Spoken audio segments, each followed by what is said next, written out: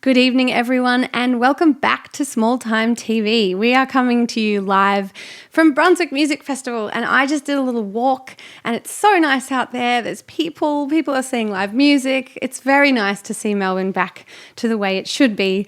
My name is Katie Wighton, and before we begin, I just would like to acknowledge the traditional custodians of the land which we're gathered on tonight, the Wurundjeri people of the Kulin Nation, and pay my respects to the elders past, present and emerging. It's my enormous pleasure to introduce our guest tonight. She's dynamic, she's multi-talented, she's Gordi. Welcome. Thank you. My pleasure. Oh, look, they're clapping. Isn't that nice? This is so strange. I feel like I know what fish feel like. And it's like you're in a small zoo. When you're like, we're in TV, it's sort of like, it's like we're actually in a TV. Like, this is kind of what it's like. It's like the really Willy Wonka. I can't really see you, but I know you're out there. So. It's like the Willy Wonka thing, where he shrinks him down. Yes. Mike TV. Oh my God, we are Mike TV. And we're Mike TV. in the TV with these guys. Anyway, look, Mike TV is not on Small Time. It's Gordi on Small Time. So I am curious. You released an album middle of last year, and it was a pretty important album in your career, personally and musically, and it was quite pivotal, I guess. And I just wonder, looking back, releasing that kind of album during that kind of year, how was that? Yeah, it was not the year that I had planned, obviously, but, COVID for me was a gross inconvenience, which I think makes me very lucky in the scheme of the world. But yeah, back in kind of 12 months ago, really, in March of 2020, I was in London. I was in at the BBC, saw that the US had closed its borders, and I was like, probably go home. And so I got a flight home, and everything just kind of totally unraveled. I had a whole year planned of touring, of promoting this record, and it all just kind of went up in smoke. And so we thought for a while, do we push on with putting this record out, or do we delay it? And no one knew how long this was all going to go for, and no one really knew, anything. And so we were like, the only thing we really do know how to do is put out records. And so, we kind of like put our thinking caps on, and we were like, how do we reach our audience, when we can't physically reach them? And the creative industry, I think, was a real leader, in that front, on that front, because, live streaming and all the rest, we made like a virtual reality show that we, sent out across the world. I launched the record with a opera house show to like a room full of no one. So there were lots of things that I probably wouldn't have done if not for the pandemic, and I think everyone just tried to sort of make as much, lemonade as they could. But, it was probably a good record to put out last year because it is quite a sad record on the whole. There are some like happy moments, but it was, it was a record that I wrote about feeling isolated. It was a record that I then made in sort of a state of isolation and then delivered it to the world when they were feeling isolated. So, there were a few unfortunate but quite nice ties, I think, in the end. Yeah, it sort of seems like there's been a few of those kind of experiences throughout last year, people kind of going, oh, this almost worked accidentally in amongst the chaos and horror. It kind of worked. And I mean, listening to it, it sounds a little bit like a soundtrack for that, obviously accidentally. But did you get kind of that response from? Yeah, absolutely. I think, people were, like, especially where we are now in Melbourne, people were looking for things to, cling on to, because we were really reduced to bare elements of survival, which was, health, roof over our heads. The people just in our immediate vicinity, we really stopped living for kind of, the majority of the year. And so I think that the way people clung on to living was through connecting with arts in, in an online way. So you saw the advent of, great initiatives like Isolade, and people kind of, reimagining how they were really presenting themselves to kind of an online global audience. But yeah, it was a really, it was a really challenging time, but I think we just, all kind of did our best, and the best that I could do was just put out this record that I had made, and people seemed to really be receptive to it. Well, let's be receptive here and listen to some songs. Are the songs you're going to play, you've got a couple songs for us, are they from the record? Or? They are, yes. Cool. So the first one I'll play is I wrote the majority of the record sort of in 2018. So I sort of started, the first song that I really wrote thinking this is going to be a new record was the song Aeroplane Bathroom, which is the first song on the record. And then in the middle of 2018, I kind of, for the first time, really had sort of a bit of freedom. I wasn't studying. I kind of, had a fewer constraints. And I went to New York for 6 weeks, and I did a residency there at a venue called Baby's All Right. And an artist that I'd tour with who'd become a very good friend, he plays as the tallest man on earth, though he's very short. And his name is Christian Matson, and I sort of hit him up being like, I'm going to be in New York. He was living there at the time. He was like, man, I'll come and play with you each week. So he kind of got up and we just jammed on this stage for 4 weeks, and gradually these people, different instrumentalists kind of got up each week, who actually, a lot of them really randomly ended up playing on Taylor Swift's Folklore album. So it was like this beautiful 4-week period of I was sort of surrounded by the most insane kind of beautiful musicians, and I wrote a lot of this record during those 4 weeks. And one of the songs I wrote after seeing a show during that 4-week period in New York. Hannah Gadsby had Nanette, and I saw it live in New York in the East Village, and it just left such an impression on me. And the next week, I'd sort of come to the end of that time in New York, went to Nashville, and I was in a session with this guy, and he was kind of doing something else, and he had this really beautiful tenor guitar, and I just picked it up, and just kind of this song came out of me about Nanette, and it's called Hate the World. That was a whopping intro for the song. I'm speechless. All right.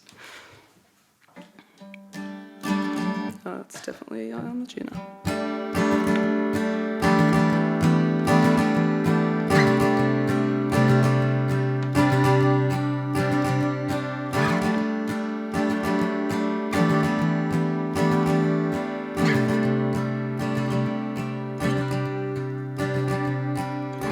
My irrationality is like a nationality. I'd rather bear its flag, I know.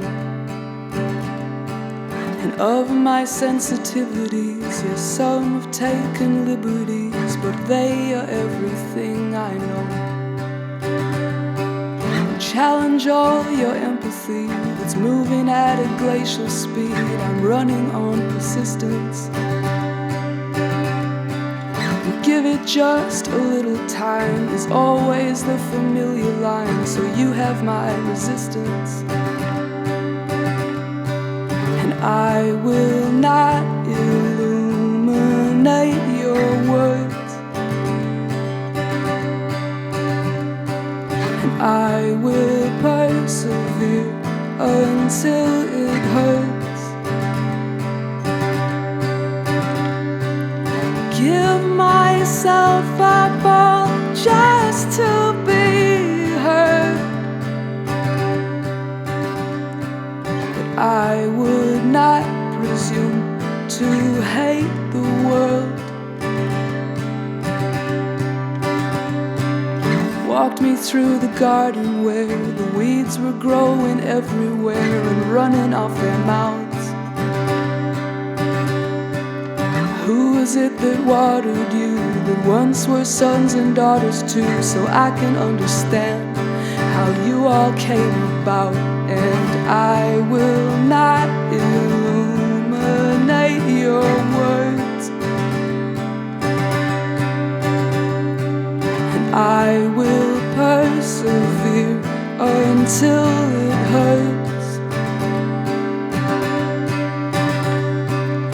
Give myself up all just to be heard,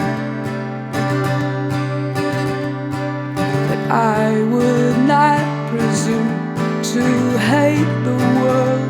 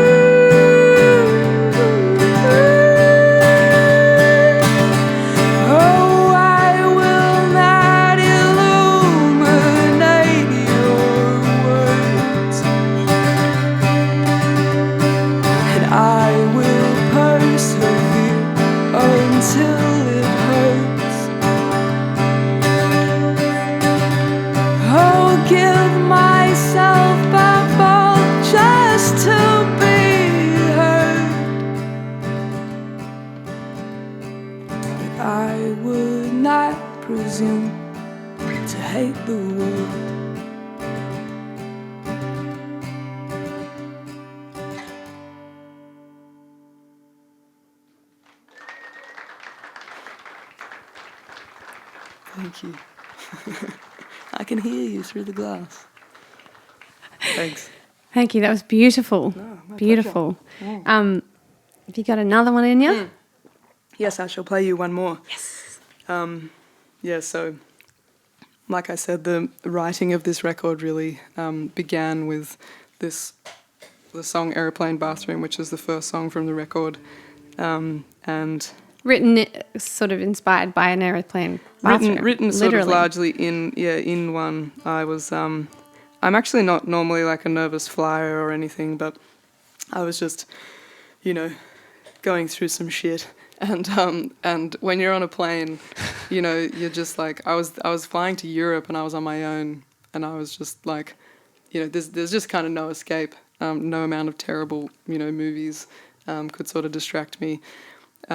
But anyway, the story kind of continued through 2018, my time in New York and Nashville, and the sort of story of the record ended with the passing of my grandmother, who we were very, very close, and I wrote this song called Sandwiches, which sort of, it's track 3 on the record, but does kind of, conclude the sort of linear narrative. But yeah, so it was sort of when we went in to make the actual record, we kind of had this song, which was essentially finished. We just needed to retrack like drums. And so we kind of had, sandwiches like written up on the wall, and we were like, we need to sort of get everything else to that space. That was really the cornerstone of the record. So I'm going to play that song.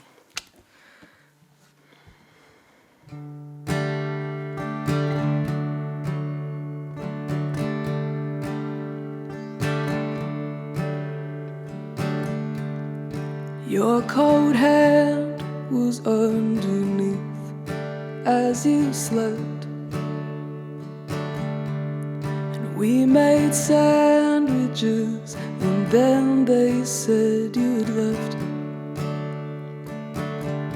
and I read words that someone wrote as we cried, and I tried to think of all the times you told me you were tired. You'd be on the phone every time we'd get home, and I think I thought you'd be there. Wherever she goes,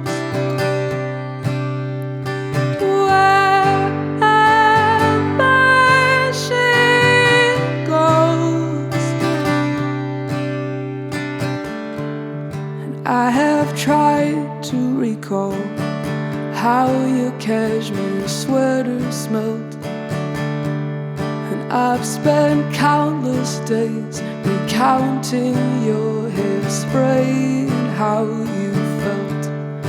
Oh, I'll let you go is what you'd say to me, and now it's I that has to let you go to where you have to be. You'd be on the phone every time we'd get home, and I think I thought you'd be there.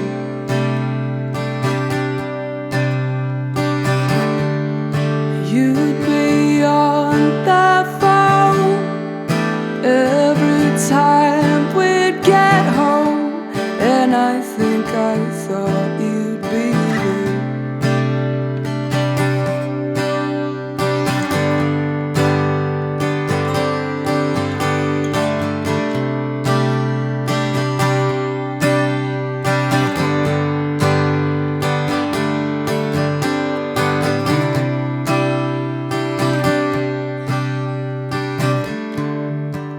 When I think of you, a movie reel of moments plays. We'll be in the car or after mass on Saturdays. You'll be walking down the driveway, you'll be in your chair, You'll say see you round or say you're three, and now you're everywhere. You would be on the phone every time we'd get home, and I think I thought you'd be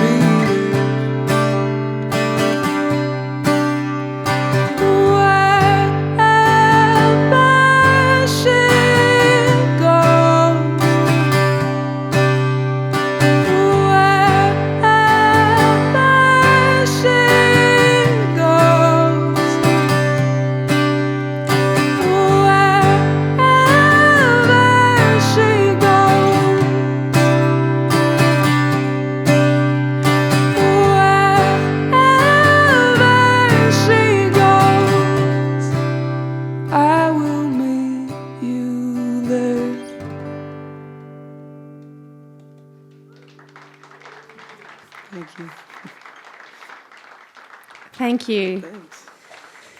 Oh boy, that was beautiful. I was like, keep it together, Katie, keep it together. One of the things you seem to be doing a lot of, or at least enjoy doing, is collaborating. You've done, it's like Tallest Man on Earth. You've got lots of remixes of your songs. You've worked with someone who's done a 3D virtual reality.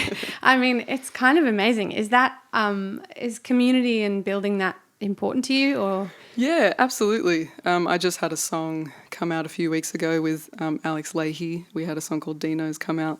We played a version of it in this very room when I was very sweaty. It was very hot. But yeah, no, absolutely. I think that, you know, the music industry is actually a pretty small place. You know, you come across the same people over and over again. And, you know, I always jump at the chance to collaborate with people because every time you walk away from one of those interactions, you learn so much. You know, for instance, when I made the song Dino's with Alex, you know, I watched her, the way she kind of uses the guitar and, you know, pitching it up and down and things that I'd never really thought of. Or I did a collaboration with Willerus K, and, you know, he showed me all these like sample packs that I'd like never used before. And in 2018, this year where I wrote this record, I spent a lot of time doing some kind of collaborative festivals, and one was in Eau Claire and one was in Berlin, and they were sort of put together by the guys who make up the National and Bon Iver, and they just invited a whole host of artists, you know, from kind of Julian Baker to Moses Sumney, all these people that I really admire, and just being able to watch them work in close proximity, it does have such an impact on your writing. And I think, you know, it's the same as the more you read, the better, you know, writer you become. I think the more you engage with other people's, you know, music processes, the better you become at making your own music. Yeah, absolutely. And it sounds like all the people you've met along the way don't just become friends, they also become part of your albums or part of your life in some way, which is a nice... Yeah, it is. It's almost like, you know, you kind of collect people as you go. Like when I did the Tallest Man tour, quite a few years ago now, the guy playing drums in the band was Zach Hansen, who then, like, he, you know, helped me finish off my first album, Reservoir, and then because I was finishing off my album where he was, this guy Sean Carey was hanging around, and I was like, do you want to sing on the record? And he was like, yeah. And then he was like, do you want to sing on my record? And I was like, yeah, for sure. And then because of that, we went on tour all year in 2018 together, and I spent like weeks and weeks in a van with Zach and with this other guy, Chris Messina. And so then by the end of that, they were like, we should, you know, make this record with you. And that kind of led to making Our Two Skins. So it does really feel like it's just been this, one long winding journey. Yeah, that's beautiful. I feel like I see your name a lot at the moment. And I mean, your first record came out 5 years ago. Is that right? 2016? 2017. 2017. Yeah, 4 years ago. 4 years ago. So, I mean, that's it's like a long time, I guess. It's also quite a short time. Do you remember the moment where you were like, oh, this is I mean, you're also a doctor, which is amazing. But anyway, do you remember a moment where you were like, oh, I could actually be a doctor and a fully fledged musician? No, I don't. I don't think it's happened yet. I think you know, I think imposter syndrome is always very real, and I sort of keep waiting for those moments to kind of crystallize. But having the lockdown and stuff last year does give one time to reflect. And looking back on some of the stuff that I've been able to do the past few years and the people that I've met, and it's always like, if you told my 12-year-old self some of that stuff, then that's probably how I would have measured a successful career in my head. But I think it's important to keep moving those goalposts so you keep growing. And I think I'm hoping that I have a lot more career ahead of me than I do behind me. I'm sure you do. Speaking of ahead of you, you've got the Forum tomorrow night, which is like a makeup show, I guess. Yes. Because we won't talk about that. It's just a show that you're playing, which is great.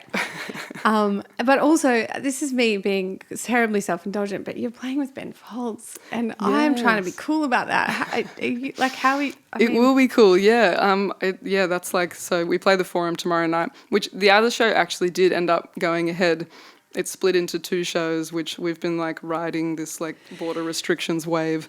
Literally like 24 hours before we are due to come into a city, the borders will open. So a little good luck Can you charm. just We go, may be like if everywhere. I want to go visit my friends, we'll go to the Greek islands and